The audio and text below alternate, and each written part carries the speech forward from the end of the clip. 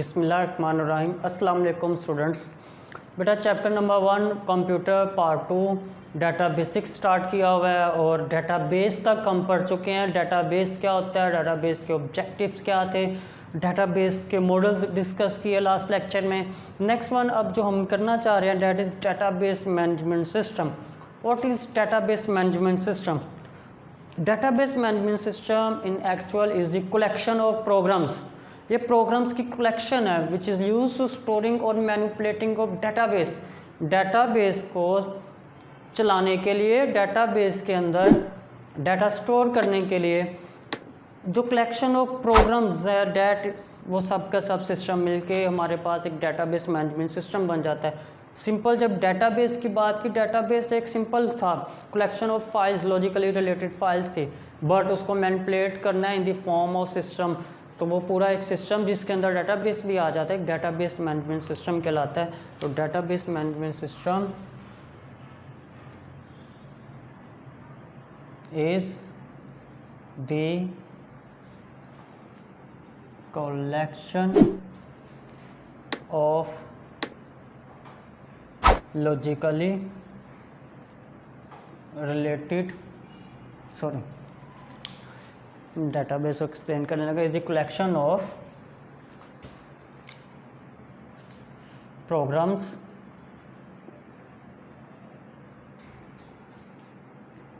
which are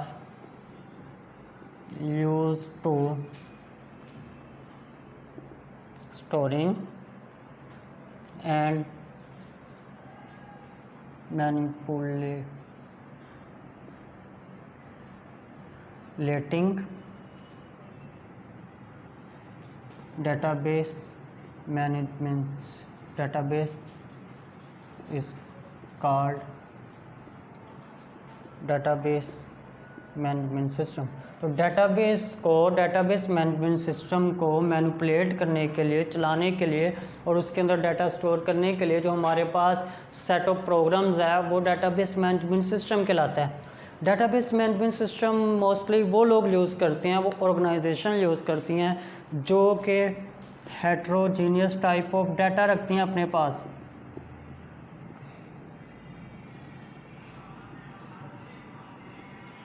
heterogeneous type of data mean अलग type का data, मुख्तलिफ टाइप का data heterogeneous type of data कहलाता है। और ये बेटर सिस्टम है ओवर ट्रेडिशनल फाइल सिस्टम। ये हमारा जो एक रवायती फ़ाइल सिस्टम के कागज़ के ऊपर फ़ाइल की सूरत में डाटा स्टोर करते थे, डाटाबेस मैनेजमेंट सिस्टम को यूज़ करना एक बेटर सिस्टम है, एक अच्छा सिस्टम है, एडवांस सिस्टम है, मैनी बेनिफिट हैं इसके। अब हमारे पास डाटाबेस मैनेजमेंट सिस्टम बनाने के ऑब्जेक्टिव्स क्या हैं, क्यों हमने डाटाबेस मैनेजमेंट सिस्टम को बनाया? तो there are some objectives of DBMS।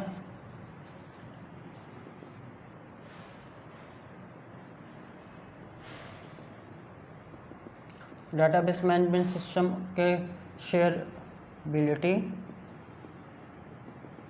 First one, what is shareability? Shareability mean के डाटाबेस को आपने मैनेजमेंट सिस्टम को इसलिए डिज़ाइन किया कि सेम टाइप पर मैनी पीपल सेम डाटा को एक्सेस कर सकें। डाटाबेस में मैनी पीपल प्रेजेंट है, मौजूद है, वो कोई सेम ऑपरेशन परफॉर्म करें, डिफरेंट भी हो सकता है बट अगर सेम है तो ऐसा नहीं है कि एक पर्सन एक वो ऑपरेशन में डाटा यूज़ करा from the database, next one use ना कर सके। तो शेयरबिलिटी की हमने कि many people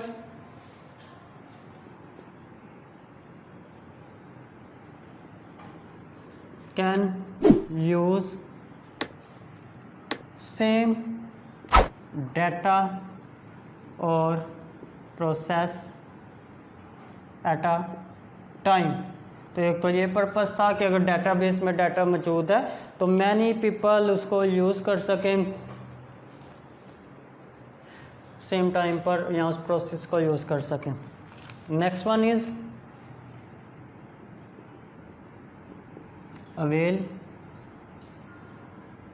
ability main available और डाटा हमारे पास जो डेटाबेस में डाटा मौजूद है वो इजीली अवेलेबल हो for all the user can have access to data present or process present in database management system easily। तो एक तो easily access हासिल हो प्लस उसको many people can be share at a time same time पर बहुत से लोग उसको यूज़ भी कर सकें। Next one is evolve ability main देखें स्टार्टिंग में जब हम डाटाबेस को डिज़ाइन करते हैं डाटाबेस मैनेजमेंट सिस्टम को तो मे भी हम उसको इस तरह से डिज़ाइन करें कि मैनी पीपल और less people mean XYZ number of people के मुताबिक आपने एक एस्टिमेट लगाया और आपने डिज़ाइन किया हमारा डाटाबेस इतने यूज़र को इजीली अकोमोडेट कर सकता है। But with the passage of time जैसे जैसे टाइम गुजरता गया वैसे वैसे क्या हुआ हमारे यूज़र इंक्रीज़ करना हो गए। जैसे जैसे यूज़र इंक्रीज़ हो गए अब आप डाटाबेस को भी इंक्रीज़ कर सकें तो ग्रोथ को अकोमोडेट करने के काबिल होना चाहिए हमारा database with the passage of time. तो अकोमोडेट द ग्रोथ तो ग्रोथ को अकोमोडेट करें डाटाबेस शुड भी ऐसा हो हमारा। ठीक है तो शेयरबिलिटी होनी चाहिए डाटा अवेलेबल होना चाहिए डाटा अवेलेबिलिटी होनी चाहिए प्लस डाटा इंटीग्रिटी हो हमारे पास।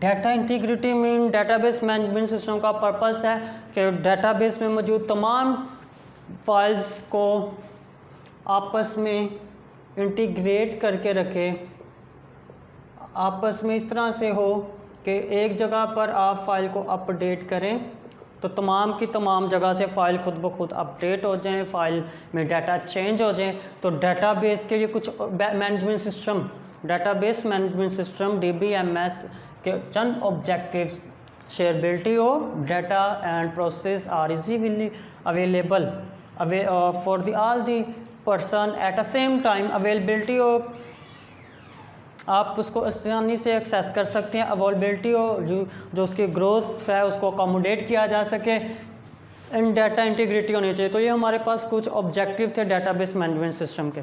नो हमारे पास फीचर्स हैं डाटाबेस मैनेजमेंट सिस्टम के। कुछ डाटाबेस मैनेजमेंट सिस्टम इतना पॉपुलर है day by day many people इसको यूज़ कर रहे हैं इसके यूज़र इंक्रीज़ हो रहे हैं। ऑर्गेनाइजेशन अडॉप्ट कर रही है features of database management system की वजह से। अब कौन से फीचर्स हैं जो इसको इतना पॉपुलर कर रहा है इसको इतना बेनिफिशियल हो रहा है so that all the organization want to adopt database management system. तो डाटाबेस मैनेजमेंट सिस्टम के फीचर्स को डिस्कस करते हैं। आपने with respect to paper point of view इसको एज अ लॉन्ग प्रिपेयर करना है। तो फीचर्स में सबसे पहले बेटा डाटाबेस मैनेजमेंट सिस्टम का data dictionary.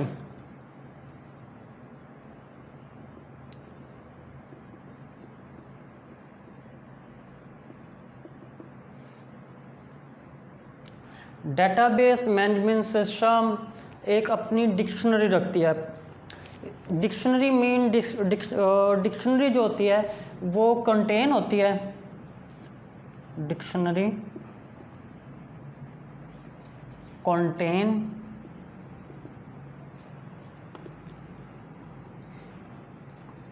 special documents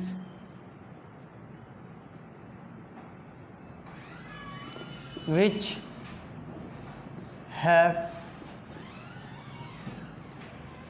all the rules or conditions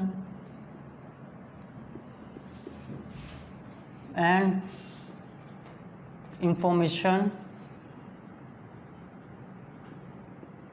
of programs. तो आपको डेटाबेस के अंदर जितने भी रूल्स अप्लाई करने हैं, क्राइटेरिया अप्लाई करना है, कंडीशन अप्लाई करनी है, हम डिक्शनरी के अंदर लिख देते हैं। अपनी जो फील्ड है उसका साइज़, उसमें टाइप ऑफ डाटा, उसकी डिस्क्रिप्शन, प्रोग्राम्स की इंफॉर्मेशन, वो सारी की सारी अवेलेबल होती है हमारे पास डेटाबेस की डिक्शनरी के अंदर। उसका फ़ायदा क्या होता है? उसका फ़ायदा ये होता है जब आप आउट ऑफ द वे जाके काम करने लगते हैं तो फ़ौरन डेटाबेस को पता चल जाता है, वो आपको मैसेज दे देता है, एरर मैसेज दे देता है कि आप ये काम नहीं कर सकते। फॉर एग्ज़ाम्पल, एक छोटे से एग्जांपल देखते हैं। आपके पास एक फील्ड मौजूद है डेटाबेस में मार्क्स की, जिसमें आपके ऑब्टेन मार्क्स, अब वो जो ऑब्टेन मार्क्स है, अगर मैक्सिमम मार्क्स हमारे पास हैं 100 मार्क्स किसी भी सब्जेक्ट के, तो आप डिक्शनरी के अंदर जाके जब कंडीशन लगा देते हैं कि जो मैक्सिमम मार्क्स हैं 100 है, तो आपके जो ऑब्टेन मार्क्स है वो 100 से ज़्यादा ना हो और 0 से कम ना हो जाए। अगर आपने कंडीशन लगाई है तो आप जैसे ही आउट इनपुट देते हैं मोर देन 100 मार्क्स या नेगेटिव वैल्यू कोई, आपको फ़ौरन एरर मैसेज आ जाएगा। बट अगर आपने कंडीशन ही नहीं लगाई और अब आपके 100 मार्क्स और बाय मिस्टेक आप उसमें मोर देन 100 मार्क्स एंटर करें तो कोई एरर मैसेज नहीं आया। तो डिक्शनरी अवेलेबल है, इसमें इंफॉर्मेशन है हमारे पूरे के पूरे डेटाबेस मैनेजमेंट सिस्टम की। तो एक हमारे पास इसका ये फ़ायदा है कि हमारे पास डिक्शनरी अवेलेबल है, आप उसको स्मूथली काम कर सकते हैं डेटाबेस मैनेजमेंट सिस्टम के अंदर। यूटिलिटीज़,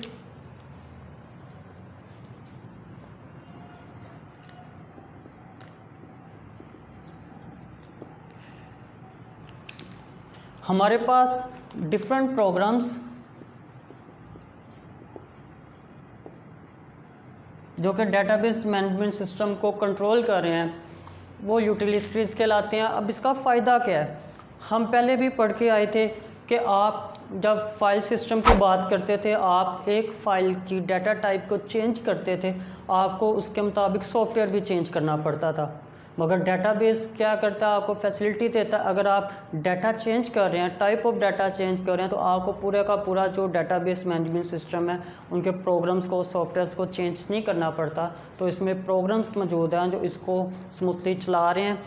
ये एक कंपोनेंट है, हमने पढ़ा हार्डवेयर के साथ साथ सॉफ्टवेयर भी होना चाहिए जो डेटाबेस मैनेजमेंट सिस्टम को चलाएं और आपका जो डाटा है वो यूज़र तक ठीक से पहुंचा रहे हैं। डेटाबेस मैनेजमेंट सिस्टम यूटिलिटीज़ रखता है, अपने अंदर अपने प्रोग्राम्स रखता है जो उसको प्रॉपर काम करवा रहे होते हैं।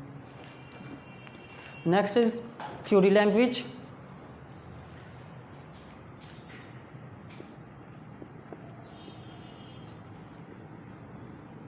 Curie language database management system का एक पावरफुल टूल है, बिकॉज ये हमारे पास एक सिंपल लैंग्वेज है डेटाबेस मैनेजमेंट को चलाने के, मैनेजमेंट सिस्टम को चलाने के लिए। For example SQL, structured Curie language, जो कि डेटाबेस में बहुत ज़्यादा काम जो अगर आप मैनुअल तरीके से करना चाहें वो और एसक्यूएल की मदद से करें वो ज़्यादा बेहतर करेगी। आपको समझें दिनों का काम, हफ्तों का काम, महीनों का काम एक स्टेटमेंट के अंदर परफॉर्म करके दे देती है एसक्यूएल लैंग्वेज।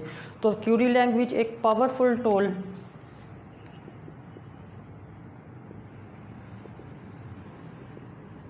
हमारे पास डेटाबेस मैनेजमेंट सिस्टम का। हमारे पास डिफरेंट टाइप ऑफ क्यूरीज मौजूद है। फॉर एग्जांपल सेलेक्ट क्यूरी, एक सिंपल एग्जांपल देखें। फॉर एग्जांपल हमारे पास डेटाबेस मैनेजमेंट सिस्टम में आप किसी ऑर्गेनाइजेशन में जॉब कर रहे हैं और आपको वो कहते हैं जी हमारे पास जितने भी एम्प्लॉयज़ हैं इन एम्प्लॉयज़ की सैलरी में इंक्रीमेंट कर दें, जिनकी सैलरी लेस देन 50,000 है उसमें 10% इंक्रीमेंट कर दें, और आप जो 50 से ज़्यादा उनकी इंक्रीमेंट परसेंटेज चेंज है। तो अब आप क्या करेंगे? आप एक एक एम्प्लॉय को नहीं ढूंढेंगे कि किसकी सैलरी 50,000 से कम है, किसकी सैलरी 50,000 से कम है। आप क्या करें? अगर आपके पास थाउजेंड्स ऑफ एम्प्लॉय भी हैं, आप सिंपल एक क्यूरी लिखते हैं, सेलेक्ट क्यूरी लिखें। उसके अंदर आप क्या करें? जाके कंडीशन लगा दें, एक लाइन के अंदर आ जाएगी, आप लगाएं कि सैलरी इंक्रीज़ हो जाए इतने %, और आगे कंडीशन लगा दें जिनकी सैलरी इक्वल या लेस देन 50,000 है। अब जब आपने एक कंडीशन लगाई, आपने जैसे ही प्रेस किया एंटर का बटन, वो जितने भी एम्प्लॉयज़ थे वो खुद उसने ढूंढे उसमें से जिनकी सैलरी उस कंडीशन के मुताबिक है, और उसके ऊपर वो ऑपरेशन परफॉर्म कर दिया जो आपने उसको ऑर्डर दिया। तो अब आपको अलग अलग एक एक एम्प्लॉय को नहीं ढूंढना पड़ा। तो क्यूरी लैंग्वेज ने आपने कितना ज़्यादा काम क्या कर दिया, इजी कर दिया। सिंपल सी इंग्लिश लाइक ग्रामर की स्टेटमेंट है ये हमारे पास।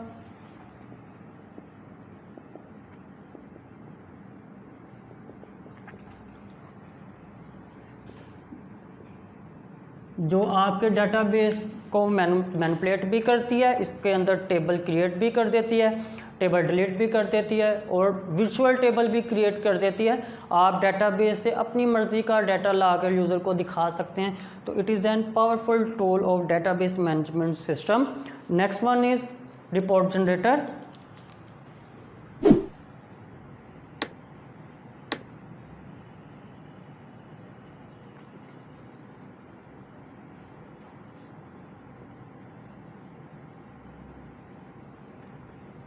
Report generator is a program जो कि डेटाबेस के अंदर आपको आउटपुट प्रोवाइड करता है। इसका काम है आउटपुट जनरेट करना। वो आउटपुट आपको स्क्रीन के ऊपर भी दिखा सकता है सॉफ्ट फॉर्म में, आप उसका प्रिंट आउट भी ले सकते हैं।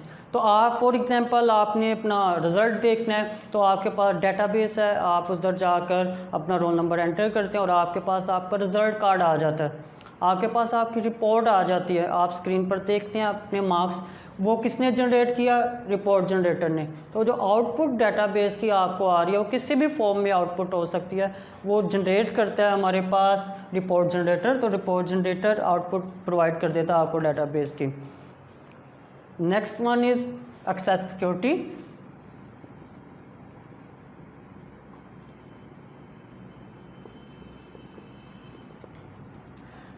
एक बहुत बड़ा फ़ायदा है डेटाबेस के अंदर हमारा डाटा सिक्योर होता है, बिकॉज डेटाबेस हमें एबिलिटी प्रोवाइड करता है कि आप अपने डेटाबेस में मौजूद डाटा को जितना चाहें सिक्योर कर दें और दूसरे पर्सन को जितनी चाहे वहाँ तक एक्सेस दे दें। आप अपनी मर्ज़ी की सिक्योरिटी लगा सकते हैं, अपनी मर्ज़ी का डाटा डेटाबेस के यूज़र को दिखा सकते हैं। बहुत सिंपल सी एग्जांपल अगर हम देखें, आपको प्रैक्टिकल लाइफ से देखें, आप सोशल मीडिया यूज़ करते हैं, उसमें से कोई भी XYZ आप यूज़ कर रहे हैं, तो आपके पास वहाँ पर ऑप्शन आ रही होती है कि आपकी जो पोस्ट है वो कौन देखे, आपके फ्रेंड्स देखें, पब्लिक हो जाए, कोई भी ना देखे। अब आपकी मर्ज़ी है, आप जितनी एक्सेस दे सकते हैं अपनी आईडी तक किसी को। आप कहते हैं जी तमाम पब्लिक देख सके तो वो तमाम देख लेगी। आप कहते हैं सेलेक्ट करते हैं ओनली फ्रेंड्स, तो आपके फ्रेंड्स, और आप किसी के लिए भी नहीं सेलेक्ट करते तो सिर्फ आपके लिए है। तो वो आपकी प्रैक्टिकल लाइफ में एग्जांपल है। बट जब हम इसको यूज़ करते हैं डेटाबेस को, तो इससे भी ज़्यादा हमारे पास ऑप्शंस होती है सिक्योर करने के लिए डाटा को। तो एक्सेस सिक्योरिटी हमारे पास प्रोवाइड कर सकता है डेटाबेस। आप अपनी मर्ज़ी के मुताबिक डेटाबेस को यूज़र तक पहुंचाएं, उसमें किसी को राइट दें कि डेटाबेस के डाटा को देख सके। किसी XYZ पर्सन के पास राइट्स तो होंगे, वो उस डाटा को अपडेट भी कर सकता है। तो हर किसी के पास उसकी ज़रूरत के मुताबिक राइट्स होते हैं, जो डेटाबेस को मैनिपुलेट कर रहा है, जो डेटाबेस को यूज़ कर रहा है, जो डेटाबेस को डिज़ाइन कर रहा है। तो हमारे पास सिक्योर इन्वायरमेंट होता है डेटाबेस मैनेजमेंट सिस्टम को हमारी फाइल सिस्टम के ऊपर, जो कि पहले हम करते थे, कागज़ की एक फ़ाइल होती थी, उस पर डाटा अपने जो इन्फॉर्मेशन लिख के रख देते थे, तो उसको सिक्योर करना इतना इजी नहीं था, ज़्यादा सिक्योर सिस्टम नहीं था। Database management system more secure है उसकी निस्बत। और लास्ट वन इज़ बैकअप।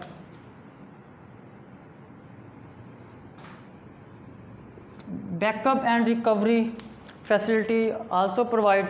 आपका डाटा एक स्पेसिफिक ड्यूरेशन के बाद बैकअप में जा रहा होता है, सारा का सारा डाटा एक डुप्लीकेट फ़ाइल जो कि परमानेंट फ़ाइल होती है स्टोर कर ली जाती है आपके डाटा की। बिकॉज़ अगर कभी गलती से एक डाटाबेस का डाटा डिलीट हो गया, चेंज हो गया, कोई प्रॉब्लम आ गई है और आपको डाटा चाहिए, आप उसके बैकअप से रिकवर कर सकें। आपको कोई प्रॉब्लम नहीं है जब आप डेटाबेस में उसका बैकअप रखते हैं। पहले क्या होता था, फाइल्स पर डाटा स्टोर होता था, फ़ाइल गुम हो गया, फ़ाइल को कोई प्रॉब्लम आ गया किसी वजह से भी, वहाँ से आपको डाटा अवेलेबल नहीं है, तो आपका डाटा ज़ाया हो चुका है। अब आपके पास में भी कोई और सोर्स ना हो वो ऑब्टेन करने के लिए। But now database management system जब बैकअप रखता है तो आप किसी भी वक्त अपने डाटा को रिकवर कर सकते हैं, वहाँ से हमारे पास ये फैसिलिटीज़ भी हैं। तो ये कुछ फीचर्स थे जिसकी वजह से डेटाबेस मैनेजमेंट सिस्टम ज़्यादा पॉपुलर हो गया है इतनी जल्दी कि मैनी ऑर्गेनाइजेशन ने अपना ट्रेडिशनल फाइल सिस्टम छोड़ के डेटाबेस मैनेजमेंट सिस्टम को ऑब्टेन कर लिया हुआ है, हासिल कर लिया हुआ है। अब वो इसके मुताबिक अपनी ऑर्गेनाइजेशन का डाटा स्टोर करके अपने यूज़र को चला रहे हैं, बता रहे हैं। तो यहाँ तक था। नेक्स्ट लेक्चर में हम इसके एडवांटेजेस एंड डिसएडवांटेजेस को डिस्कस करेंगे। तब तक के लिए अल्लाह हाफिज़, टेक केयर।